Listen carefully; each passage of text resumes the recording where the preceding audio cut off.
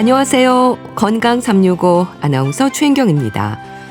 머리 아픈 증상, 두통을 한 번도 경험하지 못한 분들 있을까요? 다양한 증상으로 표현되고 정도의 차이도 다른 두통은 일상에 불편을 더합니다. 콕콕 쑤시고 지끈거리고 쿵쿵 울리기도 하고 꽉 조이는 느낌이 들기도 하죠. 여러 증상들이 원인을 찾는 데 중요할까요? 다른 질환의 위험 신호일 수도 있지 않을까요? 오늘은 두통에 대해서 알아봅니다. 그리고 청취자 사연으로 함께하는 우리 집 주치의도 준비되어 있습니다. 건강 365 강수지의 보랏빛 향기 듣고 시작하겠습니다. KBS 라디오 건강 365 함께하고 계십니다. 두통이 흔해서 그럴까요? 증상에 대한 표현도 참 다양합니다. 머리가 깨질 듯 아프다, 지끈지끈하다, 쿵쿵 울린다, 머리가 터질 것 같다는 말도 하죠. 증상으로도 위험을 짐작할 수 있을지도 궁금한데요. 가톨릭대 인천성모병원 신경과 나승희 교수에게 도움 말씀 듣겠습니다. 교수님 안녕하세요. 안녕하세요. 네, 반갑습니다. 두통이 흔하기도 하고 그런 만큼 증상에 대한 표현도 다양합니다. 진료실에서도 많이 들으시죠? 네, 맞습니다. 두통이 흔하기도 하고 그런 만큼 증상에 대한 표현도 다양합니다. 진료실에서도 많이 들으시죠? 네, 맞습니다. 두통뿐만 아니라 네. 어지럼도 그렇고 이 표현 자체가 좀 모호한 표현이라서 그런지 환자분들이 그냥 단순히 머리가 아프다라고 얘기를 하시긴 하지만 실제로는 그 안에서는 욱신거리는 통증이 있을 때도 있고 뭐 조이는 것처럼 아프다거나 묵직하다거나 아니면은 전날 잠을 못 자서 머리가 붕 뜬 것처럼 맑지 않다, 구름이 낀 것 같다 이런 것들 모두 다 그냥 이제 두통이다 이렇게 해서 내원하십니다. 네. 그럼 의심되는 질환을 짐작하기 위해서도 증상을 확인하시나요? 네, 맞습니다.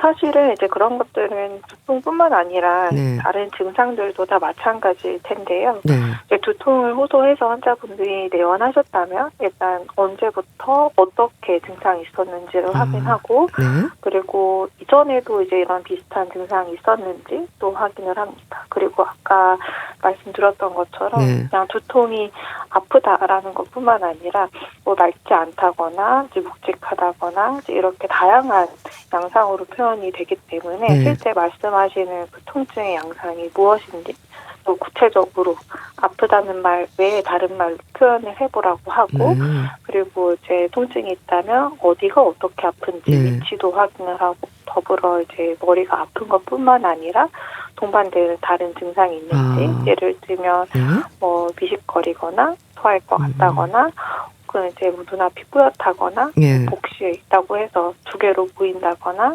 이런 동반 증상도 반드시 확인을 합니다. 그리고 뭐 두통 다른 통증도 마찬가지지만 어떨 때 특히 더 증상이 심해지고 어떨 때 좋아지는지 구체적인 상황이라던가 시간이라던가 뭐 어떤 행동에 의해서 유발이 되는 유발 요인 등을 모두 확인을 하고 있습니다. 네. 두통의 원인이 여러 가지라고 들었습니다. 그런데 특별한 원인이 없는 경우도 많다면서요? 네, 맞습니다. 대부분의 두통이 사실은 이제 원인이 없는 1차 두통이고 그중에 아주 일부분만 실제 이제 이것 때문에 두통이 있겠다라고 확인되는 것이 2차 두통입니다. 네. 그러니까 대부분은 원인이 없는 경우가 많다고 하셨는데요. 근데 이런 원인이 없는 원발 두통도 이유가 있지 않을까 싶은데요. 뇌가 좀 과민해지면 두통을 느낄 수 있는 걸까요? 우리가 고민이 있거나 할 때도 두통을 느끼잖아요. 네, 맞습니다. 예를 들면 원발 두통에서 가장 환자들이 힘들어하는 것이 이제 편두통입니다. 네, 실제로 이제 응급실에 내원하는 두통 환자의 한 80% 정도는 이제 편두통이라는 보고도 있었고, 근데 그러면 이 편두통이 전혀 원인이 없냐 하면 사실 그렇지는 않거든요. 실제 가족력, 특히 이제 목에로 유전되는 가족력이 있는 경우도 상당히 많고, 그 이유는 이제 편두통은 두통을 일으키는 물질이 확인이 되어 있습니다. 그래서 뭐 CGRP라는 물질이 관련이 되어 있어서 이게 이제 뇌에서 분비가 되면 환자가 머리가 아프면서 구토 중추를 자극해서 마치 이렇게 미식거리면서 속이 안 좋은 것처럼 실제로 속이 안 좋으면 머리가 아프게 되는 그런 이 일련의 질병을 만들게 되고 그래서 이것을 바탕으로 이제 편두통도 새로운 약물 치료가 개발이 돼서 이전에 비해서 편두통의 빈도, 강도를 줄이는 데 있어서 이 물질을 조절함으로써 증상을 개선시키게 됩니다. 그리고 사실 편두통보다 훨씬 많은 환자들은 이제 근긴장성 두통이죠. 이게 바로 그 환자들이 말하는 스트레스가 많아서 머리가 너무 아파요.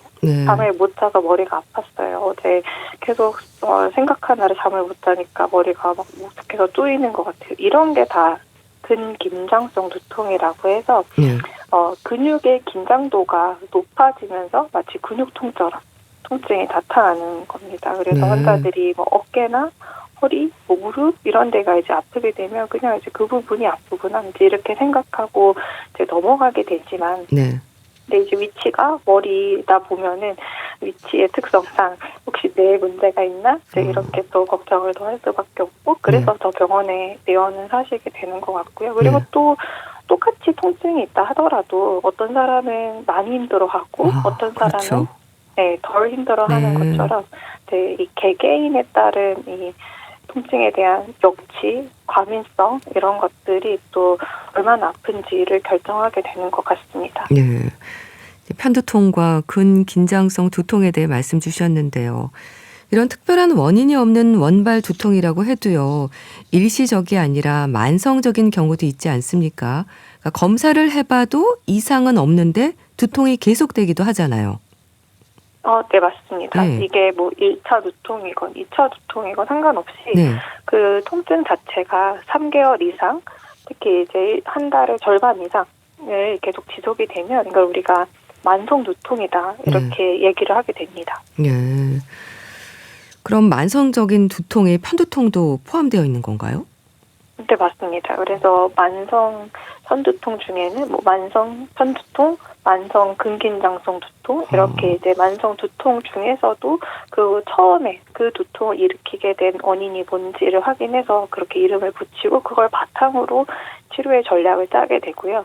문제는 이제 만성 두통이 되게 되면 처음에는 편두통으로 시작은 했지만 나중에는 그냥 짬뽕처럼 편두통에 근긴장성 두통 이런 게 이제 다 병합되면서 환자들이 이제 약물 치료에 잘 반응하지 않고 통증도 계속 지속적으로 느끼게 되는 그런 상태에 도달할 수 있게 됩니다. 그런데요, 편두통이 한쪽 머리가 아픈 건 아닌 거죠? 오해가 좀 있지 않나 싶은데요.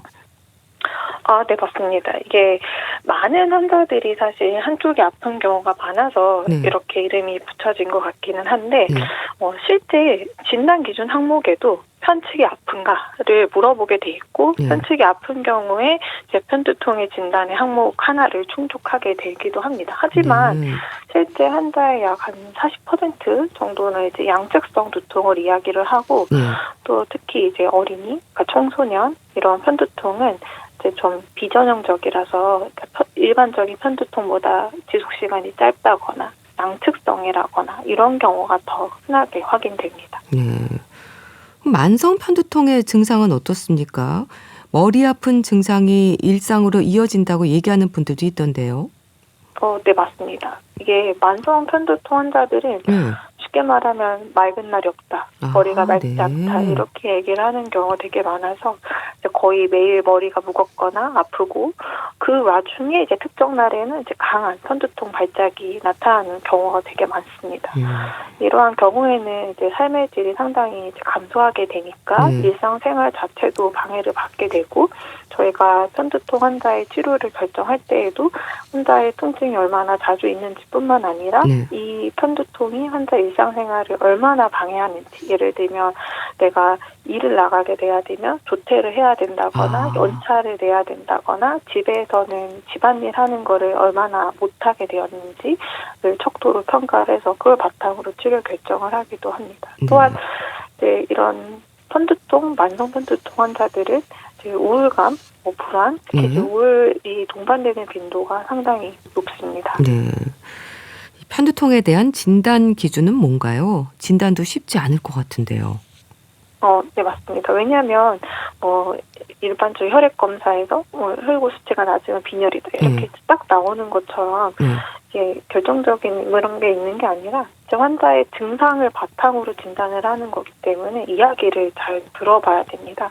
그래서 이제 진단 기준에 따르면 약을 먹지 않았을 때 4시간에서 72시간, 그러니까 3일 정도까지 이제 두통이 지속되어야 되고, 그 두통 양상이 편측성이거나, 혹은 이제 중등도 이상, 중간 이상의 강도를 갖거나, 욱신욱신 심장이 뛰는 것처럼 그렇게 욱신되는 박동성 두통이거나, 혹은 이제 통증이 움직일 때, 가만히 있으면 쉬면 좀 나아지고, 움직이면 더 악화돼서 생활을 하기 어렵게 만들거나, 특히 이제 이 편두통과 함께 구역이나 구토, 그리고 이제 식욕의 저하, 빛이나 소리 되게 예민해지는 이런 증상이 동반될 때, 이런 것들이 5번 이상 있을 때 우리가 이제 편두통이다라고 진단을 할 수 있고, 또한 이제 다른 원인이 없어야 됩니다. 예를 들면 유방암의 뇌전이 이런 것도 사실 처음에는 편두통인가 이렇게 이제 보일 수가 있는데, 사실 그 사람이 이제 영상을 촬영을 했는데 이제 전이가 실제 확인이 되고 그것과 관련된 두통이라고 생각이 들면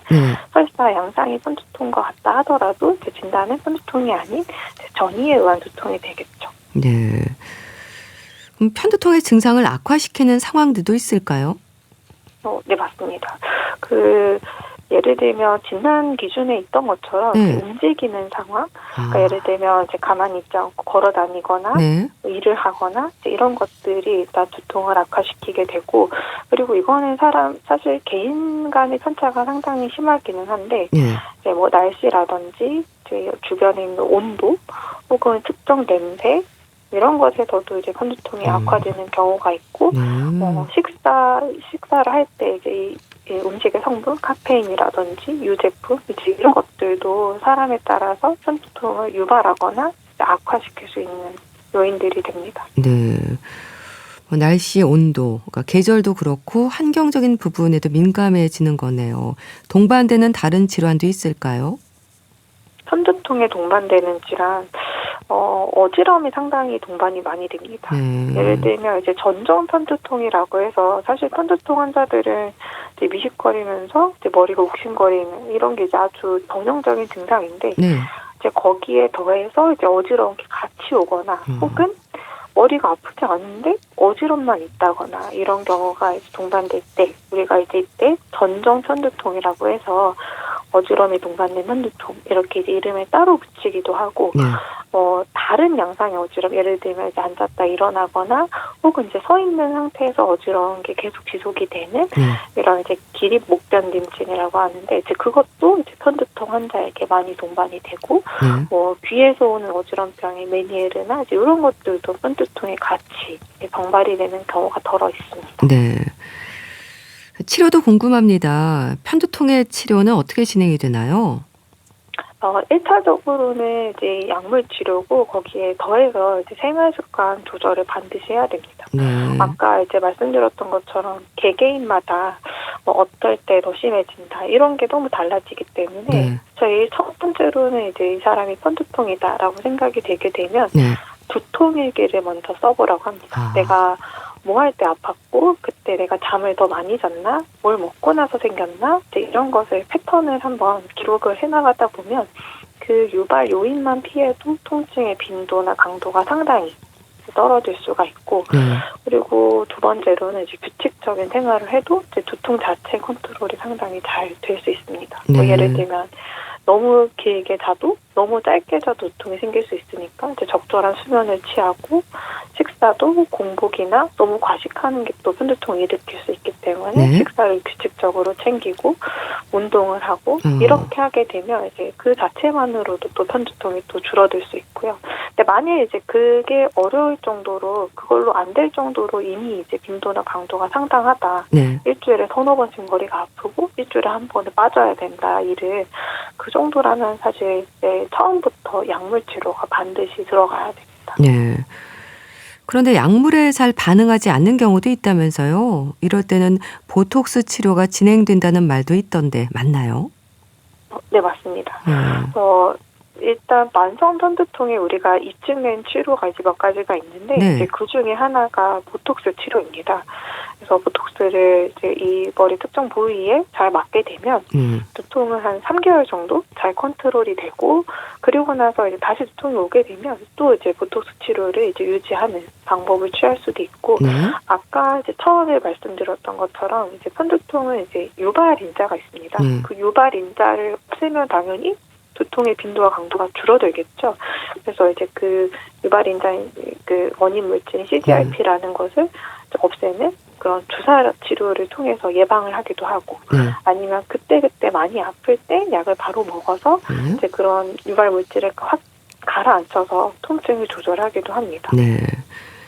그런데요, 두통을 생각할 때 많은 분들이 걱정하는 건 뇌 이상을 알리는 신호가 아닐까, 뇌졸중을 의심하게 됩니다. 이럴 때는요, 확실히 느낄 수 있을 정도로 아주 심한 두통이라고 들었는데 이거는 또 어떤 증상인가요? 우리가 보통 벼락 두통이라고 합니다. 네. 그래서 벼락 맞는 듯이 아프다 이렇게 얘기를 하는데, 내가 살면서 이렇게 아플 수가 있을까? 네. 라고 하는 게 바로 그 벼락 두통이라고 하고, 뭐 사람에 따라서 진짜 머리가 쪼개지는 것 같다, 터질 것 같다, 이렇게 얘기를 하게 됩니다. 근데 그렇게 아플 땐 사실 외래까지 뭐 걸어가서 예약을 하고 할 수가 없거든요. 그렇죠. 그래서 대부분의 환자들이 실제 뇌에 이상이 있을 만큼 심한 두통은 응급실로 내원을 할 수밖에 없고, 너무 아프니까. 그리고 그것 때문에 이제 응급실로 내원한 환자들에게 일단 이게 출혈이나 이런 위험한 두통이 없는지 확인하려고 거기서 이제 CT나 이런 영상 촬영을 하게 되는 것이죠. 네. 또 나이 50세 이후에 갑자기 생긴 심한 두통도 뇌졸중의 신호일 수 있다는 건 맞는 얘기인가요? 맞다고 보시면 됩니다. 왜냐하면 이제 나이 자체가 위험 인자기도 하고, 그리고 사실 뇌졸중뿐만 아니라 뭐 덩어리가 있다거나 염증이 있다거나 모두 다 사실 제일 흔한 증상이 두통이기 때문에 같은 두통이 새로 생겼다 하더라도 나이가 이제 50세 이상에서 그것도 이제 약을 먹으면 가라앉지만 약이 없이 다시 생긴다거나 뭐 이런 두통이 2주 이상 지속되는 경우에는 교과서에서도 영상 촬영을 권고하고 있습니다. 네. 또 암 환자들에게는요, 전이가 늘 걱정일 텐데 뇌 전이로 인한 증상도 두통이라고 들었습니다. 특징적인 증상이 있을까요?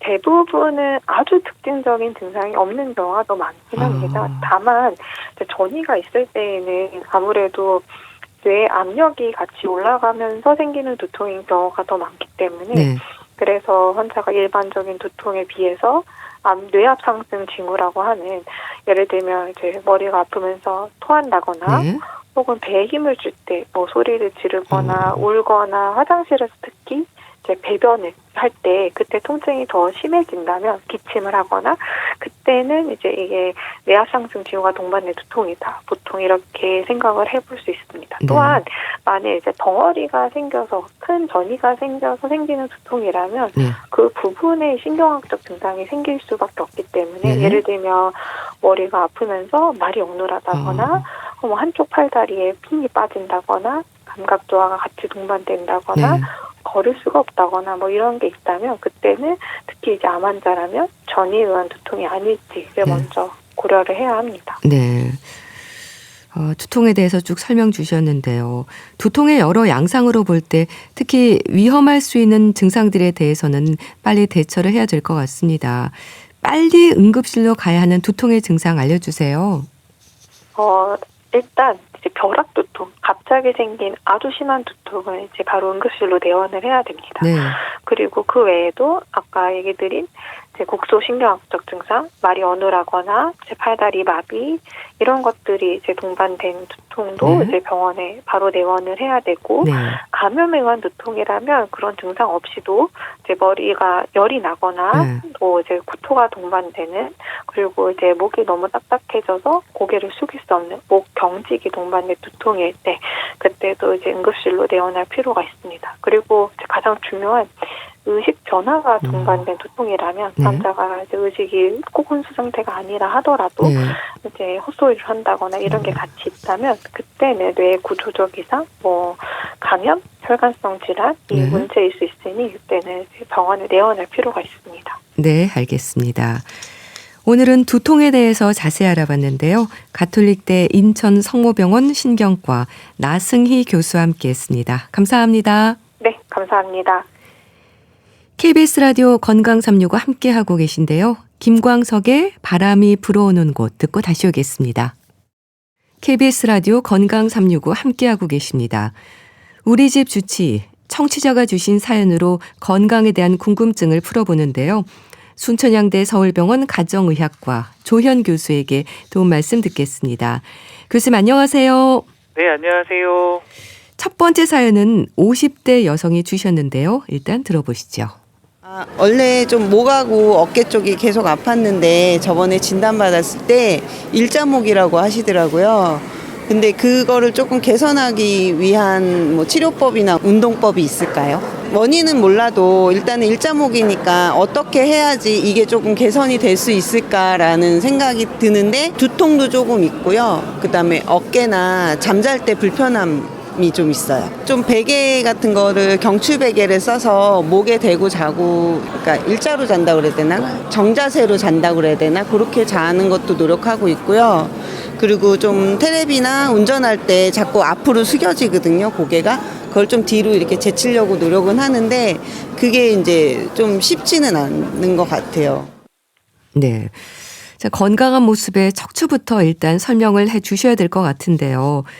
옆에서 봤을 때 또 정면에서 봤을 때 가장 건강한 상태의 척추는 어떤 모습일까요? 척추는 이렇게 옆에서 보면은 목은 앞으로, 그다음에 등은 뒤로, 허리는 다시 앞으로 이렇게 굽어 있는 S자 형태의 그 자연스러운 곡선을 가지고 있고요. 네. 이런 곡선이 있어야지만 뭐 머리의 무게라든지 몸의 하중을 좀 잘 분산시키고 네. 그 충격도 흡수를 할 수가 있습니다. 그래서 건강한 척추라는 거는 앞에서 봤을 때는 이렇게 곧은 상태고요. 옆에서는 그 완만한 그 S자 곡선을 유지하는 상태라고 이해하시면 좋겠습니다. 네. 그럼 그런 건강한 상태의 척추를 기준으로 해서 범위를 벗어나면 통증이 생기는 건가요? 그렇죠. 이제 정상적인 곡선에서 이제 벗어나게 되면은 아무래도 목하고 어깨 근육이 이제 부담이 커지면서 이 통증이 좀 생길 수가 있습니다. 그래서 예를 들어서 고개가 앞으로 나가는 자세가 반복이 되면은, 그러니까 머리 무게를 이제 목 근육이 계속 버텨줘야 하거든요. 그러면 이제 근육이 생기고 이 부담도 커지고 그다음에 이제 뻐근하거나 어깨 결림이라든지 두통 같은 증상이 나타날 수가 있습니다. 네. 아무래도 변형이 되기까지는 시간이 좀 꽤 걸리는 거죠? 네, 대부분 시간이 좀 꽤 걸리는 경우가 많습니다. 그래서 일자목이라든지 거북목 같은 경우는 이제 갑자기 생기는 경우보다는, 그러니까 스마트폰을 오래 보거나 이제 컴퓨터 작업을 할 때 고개를 앞으로 내미는 자세가 반복이 되면서 그러니까 수개월, 그다음에 이제 수년 동안 서서히 진행되는 경우가 많습니다. 네. 사연 주신 분은 이제 일자목이라고 하셨는데요. 이제 말씀 주신 일자목, 거북목 증후군, 또 목 디스크로 불리는 경추 추간판 탈출증까지 단계가 있는 건가요? 그러니까 이게 많은 분들이 이걸 단계처럼 생각을 하시는데 이게 꼭 이게 순서대로 진행되는 건 아닌데 그러니까 연관성이 있는 경우가 굉장히 많습니다. 그래서 보통은 이제 목의 정상적인 곡선이 줄어든 상태를 우리가 일자목이라고 하고요. 여기에다가 머리가 앞으로 나오는 자세가 동반이 되면은 이 거북목 자세라고 부르게 됩니다. 그리고 이 상태가 오래 지속이 되면은 아무래도 그 목뼈 사이에 디스크에 이제 부담이 커지기 때문에 그러니까 경추 추간팔 탈출증, 그러니까 목 디스크로 이어질 가능성이 높아지게 됩니다. 통증에도 좀 차이가 있을까요? 그러니까 초기에는 그냥 단지 좀 뻐근하거나 어깨가 좀 결리고 그러니까 오래 앉아 있거나 스마트폰을 오래 보게 되면은 목이 뻣뻣하고 이제 두통이 생기는 정도로 시작을 하거든요. 근데 이게 디스크까지 진행이 되게 되면은 이 통증뿐만 아니라 이제 팔이라든지 손까지 통증이 좀 뻗칠 수가 있고요. 그다음에 감각 이상이라든지 힘이 빠지는 이런 신경 증상이 나타날 수가 있습니다. 네. 사연 주신 분도요. 일단 두통 증상도 있다고 하고요. 잠을 잘 때도 좀 반듯하게 누워서 자려고 노력 중이라고 합니다. 그런데 이런 증상만으로는 어느 정도의 상태인지 감별이 좀 어려울까요? 그렇죠. 이제 뭐 불편한 증상만 갖고 이제 감별하기는 조금 어렵거든요. 왜냐하면 이런 증상들이 그냥 단순한 근육 긴장에서도 나타날 수가 있고, 그다음에 일자목이라든지 거북목 같은 자세 문제에서도 흔히 나타나거든요. 그다음에 특히나 이제 목 주변이 이제 계속 문제가 생기게 되면은 그러니까 뒤통수 쪽으로 두통이 동반되는 경우도 많습니다. 그래서 증상만 가지고는 이게 디스크가 있는지 단순하게 근육 문제인지 좀 구분하기가 어렵기 때문에 이 통증이 좀 오래되거나 아니면 아니면 팔저림 같은 증상이 있다라고 하면은 진료를 통해서 좀 확인하는 게 필요합니다. 네. 아무래도 머리가 좀 앞으로 나오는 자세가 문제라고 하셨는데요. 그래서 이분의 경우도 목을 좀 뒤로 젖히려고 의식적으로 노력은 하는데 자꾸 앞으로 숙여진다고 하십니다. 척추가 건강한 상태는 아니라는 게 확인이 되는 것 같은데요. 계속 방치하면 어떤 위험으로 이어질까요? 그러니까 아무래도 고개가 앞으로 나가는 자세가 이제 지속이 되게 되면은 목하고 어깨 근육에 이제 부담이 쌓이게 되거든요. 네. 그러면 이제 머리 무게를 이제 목 근육이 계속 지탱을 해야 되기 때문에 근육의 피로도도 심해지고 통증이 좀 반복이 되게 됩니다. 그러다가 이 상태가 지속이 되게 되면은 이 목뼈 사이에 있는 디스크에도 좀 부담이 커지기 때문에 그러니까 초기에는 그냥 뻐근함 정도로 시작을 하지만 시간이 지나면 그러니까 목이라든지 어깨 통증으로 이어지게 되고요. 그다음에 이게 자세가 계속 나빠지게 되면은 어깨가 말리고 등이 굽는 자세로 이어질 수가 있습니다. 네. 팔저림 증상도 느낄 수 있다고 하셨는데요. 제 주변에도 뭐 일자목, 거북목 증후군인 경우가 많은데 이런 분들이 많으시죠? 굉장히 많습니다. 네. 그래서 일자목이라든지 거북목이 있어가지고 목이 뻐근하다든지 어깨가 결리다든지 이런 것들로 좀 고생하시는 분들이 굉장히 많으시고요. 그다음에 이걸 그냥 내버려 두셨다가 이게 점점점 이제 팔이라든지 손까지 통증이 뻗치게 되고 손이 저린다든지 감각 이상이라든지 이런 신경증상까지 가는 경우가 많거든요. 그래서 이런 것들이 좀 반복이 되게 되면은 자세 때문이 아니라 그러니까 목 디스크도 한번 확인을 해보실 필요가 있습니다. 네. 그렇게 많은 분들이 좀 고생하는 만큼 흔한 질환으로 봐야 될 것 같은데요. 엑스레이로도 진단이 가능할까요? 그럼요. 요새는 이제 워낙에 좀 흔하게 이런 것들을 갖고 있기 때문에 또 일들을 또 많이 하시잖아요. 그렇기 때문에 진찰하고 이제 목 엑스레이 검사를 통해서 이제 쉽게 확인을 할 수가 있거든요. 그래서 엑스레이를 찍게 되면은 그 목뼈의 그 정렬이라든지 정상적인 곡선이 유지되고 있는지를 확인할 수가 있기 때문에 그러니까 이런 증상이 좀 지속이 된다라고 하면은 엑스레이만으로도 진단을 할 수는 있습니다. 네. 아무래도 디스크가 튀어나오거나 신경에 눌리지 않도록 조심해야 될 것 같은데요. 뭐 컴퓨터나 스마트폰 보는 자세 지적해 주셨지만은 일상에서 좀 노력하는 습관도 중요하지 않을까 싶은데 어떨까요? 그렇죠. 이제 평소 생활 습관이 굉장히 중요하거든요. 그리고 이제 머리가 우리 몸에서는 굉장히 좀 무거운 장기이고요. 보통 한 4에서 5kg 정도 됩니다. 그래서 이런 목을 이제 하루 종일 이제 머리 구조를 무게를 지탱하는 구조이기 때문에 자세가 나쁘게 되면은 디스크라든지 근육에 좀 부담이 쌓이게 되거든요. 그래서 이제 스마트폰 보실 때 고개를 너무 앞으로 숙인다든지 컴퓨터 화면이 너무 낮은 상태에서 오래 작업을 하시게 되면은 목에 부담을 줄 수가 있거든요. 그래서 가급적이면은 귀하고 어깨가 일직선이 되는 자세를 좀 유지하시려고 해야 되고요. 그다음에 이제 한 자세로만 너무 오래 있지 마시고 한 30-40분마다는 좀 스트레칭을 해주는 게 굉장히 좀 중요하십니다. 네. 좀 귀하고 어깨가 일직선이 되는 자세가 중요하고 스트레칭도 해주는 게 도움이 된다고 하셨는데요. 좀 도움이 되는 운동법에 대해서도 설명해 주세요. 그러니까 우리가 이제 피해야 될 자세가 이제 고개가 앞으로 나가는 자세잖아요. 그렇기 때문에 이제 반대로 이제 도움이 되는 자세는 턱을 좀 살짝 당겨주는 자세거든요. 그래서 등을 곧게 펴시고 턱을 좀 살짝 뒤로 당기시게 되면은 그 목 뒤쪽이 좀 길게 만들어지게 되는데 그러면 이제 목의 정상적인 곡선을 유지하는데 굉장히 좀 도움이 많이 됩니다. 그리고 이제 어깨를 뒤로 천천히 돌리시거나 가슴을 이렇게 펴주는 스트레칭도 목하고 어깨 근육 긴장을 풀어주는데 도움이 되거든요. 근데 이제 중요한 거는 이거를 그냥 한 번 하시는 거는 도움이 되지 않고요. 그러니까 꾸준히 좀 반복적으로 자세에 좀 신경 써주시는 게 건강에 좀 가장 큰 도움이 될 것 같습니다. 네, 알겠습니다. 이제 다음 사연도 보겠습니다. 들어보시죠. 제가 최근에 건강검진을 받았는데 콜레스테롤 LDL 수치가 엄청 높다고 나와가지고 그걸 좀 이제 낮추는 방법이 어떤 게 있을까 좀 궁금해요. 건강검진을 지금 한 3년 전부터 콜레스테롤 수치가 조금씩 높아지면서 이번에 이제 가장 높게 나왔어요. 그래서 조금 이제 의사의 진단이 좀 필요하다 이런 결과를 받아가지고 그 콜레스테롤 수치를 좀 낮추는 방법을 좀 알고 싶습니다. 평균 이상인데 평균치보다 훨씬 이상인데 정확하게 숫자는 지금 기억이 안 납니다.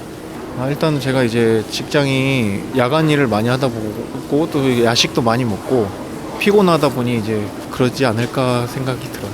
야식을 하면 치킨, 족발 뭐 이런 거를 많이 먹죠. 술, 담배는 전혀 안 하고 별거 아니겠지 생각했는데 점점 높아져가지고 이번에는 좀 위험하다고 하셔서 지금 이제 많이 노력 중입니다.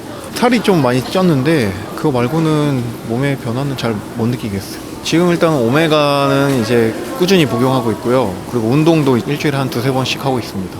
유산소 운동을 많이 하고 있습니다. 콜레스테롤 LDL 수치가 많이 높은데 이 수치를 낮추려면 어떤 운동과 어떤 영양 섭취를 해야 될지가 궁금합니다. 네. 우선 콜레스테롤을 얘기를 할 때 총 콜레스테롤, 좋은 콜레스테롤, 또 나쁜 콜레스테롤로 얘기하지 않나요? 네, 맞습니다. 이제 결과를 이렇게 보시면 보통 이제 총 콜레스테롤, LDL 콜레스테롤, HDL 콜레스테롤, 이제 중성지방 이렇게 네 가지 항목이 있거든요. 네. 그러니까 총 콜레스테롤이라는 것은 이제 말 그대로 우리 혈액 속에 있는 콜레스테롤의 전체 양을 의미를 하게 되고요. 네. 이 중에서 LDL 콜레스테롤은 흔히 그 나쁜 콜레스테롤, 그다음에 HDL 콜레스테롤은 좋은 콜레스테롤이라고 설명을 합니다. 네. 왜 그러냐면 이제 LDL 같은 경우에는 혈관벽에 쌓이면서 이제 동맥경화를 일으키는 그런 거기 때문에 관리를 해주셔야 되고요. 네. 반대로 HDL 같은 경우에는 이 혈관에 쌓여 있는 콜레스테롤을 다시 간으로 운반하는 역할을 하기 때문에 보호하는 효과가 있다고 알려져 있습니다. 그래서 결과를 보실 때는 네. 총 콜레스테롤 하나만 보는 게 아니라 LDL, HDL 같이 보시는 게 중요합니다. 네, 쭉 설명을 해주셨는데요. 그렇다면 콜레스테롤이 도대체 뭔가 이런 질문도 많이 받지 않으세요? 네, 실제로 진료실에서도 많이 받는 질문이거든요. 네. 콜레스테롤이라는 거는 우리가 흔히 그냥 나쁜 물질로 생각하기가 쉬우신데 우리 몸에 꼭 필요한 지방 성분이거든요.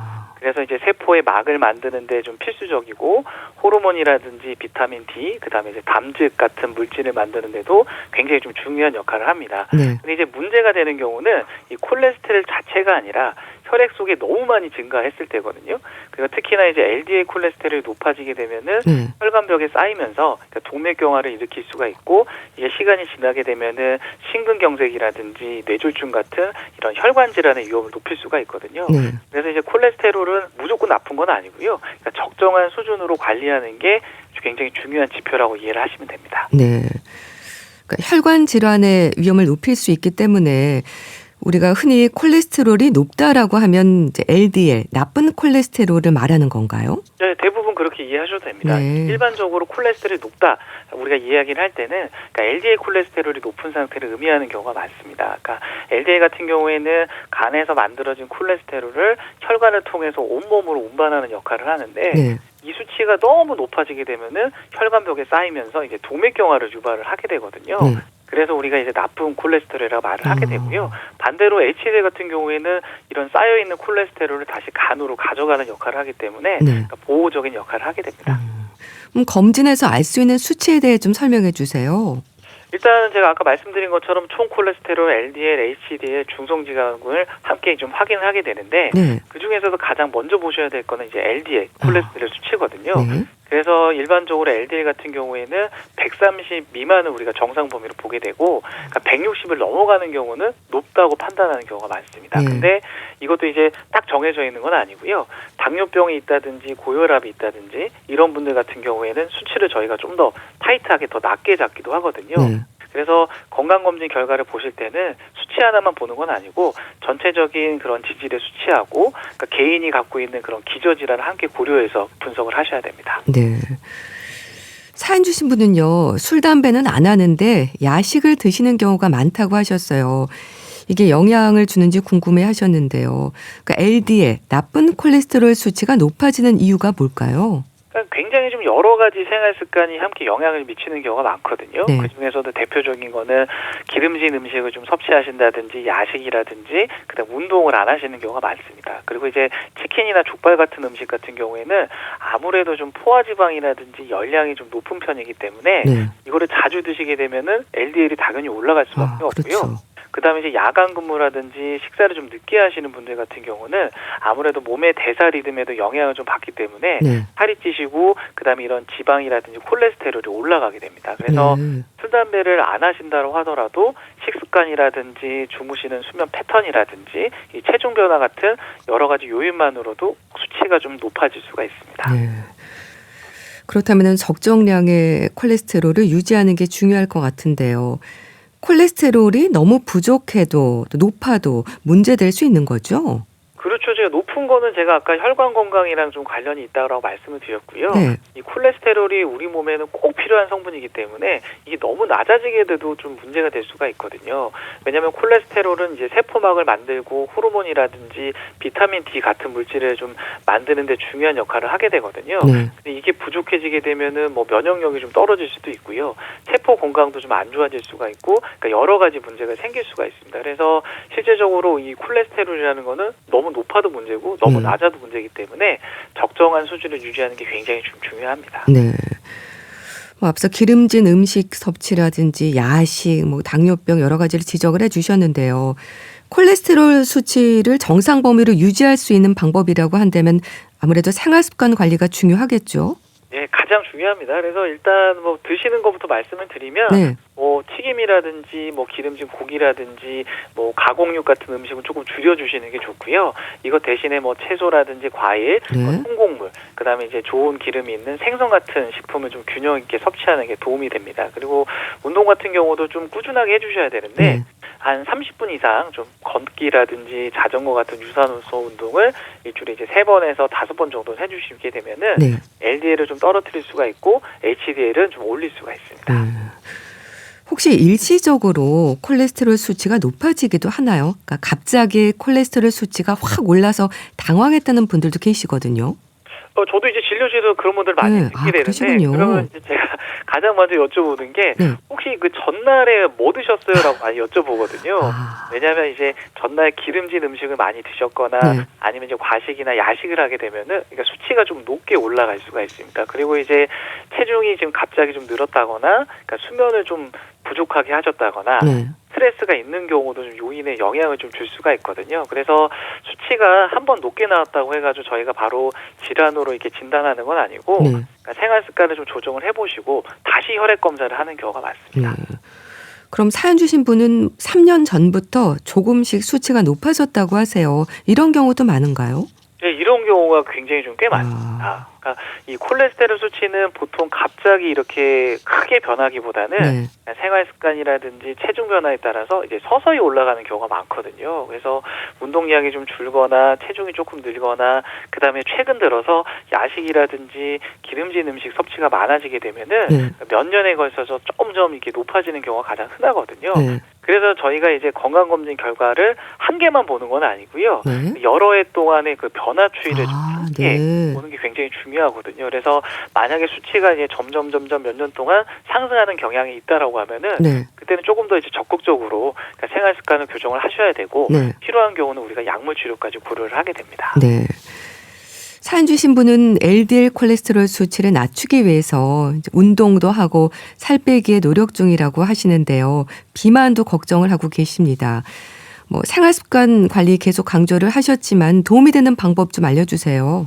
일단은 앞서 말씀드린 것처럼 이제 식습관, 운동, 이제 체중 관리에 신경을 써주셔야 되는데, 네. 그다음에 먹는 거는 이제 기름진 음식은 조금 피하시고, 그다음에 이제 통곡물이라든지 채소라든지, 그다음에 이제 오메가3가 많이 들어있는 이제 생선을 조금 늘려서 섭취하시는 게 좋으시고요. 네. 운동도 좀 꾸준하게 해주시는 게 굉장히 좀 중요합니다. 그러니까 무엇보다도 체중이 중요한 경우가 네. 많은데, 그러니까 체중을 많이 빼실 필요도 없으시고요. 본인 체중의 한 5%에서 10% 정도만 줄이신다라고 하더라도 콜레스테롤 수치가 굉장히 좋아지시거든요. 야. 그래서 이런 것들을 좀 기억을 하시고 체중을 조금 줄이시는 게 가장 기본적인 좀 도움이 되는 방법이라고 볼 수가 있습니다. 네, 알겠습니다.